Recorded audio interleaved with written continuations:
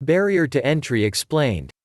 In theories of competition in economics, a barrier to entry, or an economic barrier to entry, is a fixed cost that must be incurred by a new entrant, regardless of production or sales activities, into a market that incumbents do not have or have not had to incur. Because barriers to entry protect incumbent firms and restrict competition in a market, they can contribute to distortionary prices and are therefore most important when discussing antitrust policy. Barriers to entry often cause or aid the existence of monopolies and oligopolies, or give companies market power.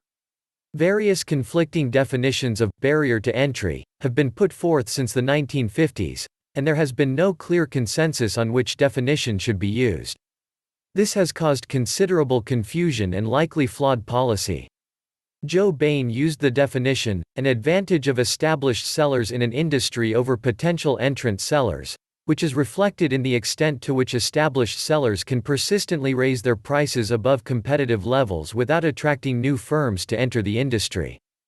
McAfee criticized this as being tautological by putting the consequences of the definition into the definition itself.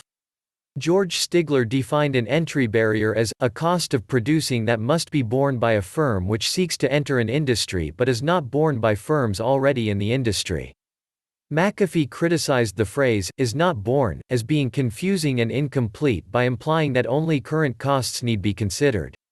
Franklin Fisher gave the definition, anything that prevents entry when entry is socially beneficial. McAfee criticized this along the same lines as Bain's definition. Dennis Carlton and Jeffrey Perloff gave the definition, anything that prevents an entrepreneur from instantaneously creating a new firm in a market. Carlton and Perloff then dismiss their own definition as impractical and instead use their own definition of a long-term barrier to entry, which is defined very closely to the definition in the introduction.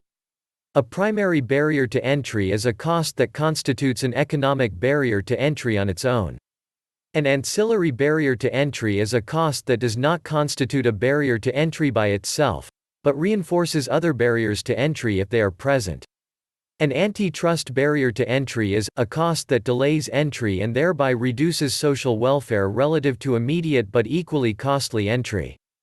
This contrasts with the concept of economic barrier to entry defined above, as it can delay entry into a market but does not result in any cost advantage to incumbents in the market. All economic barriers to entry are antitrust barriers to entry, but the converse is not true.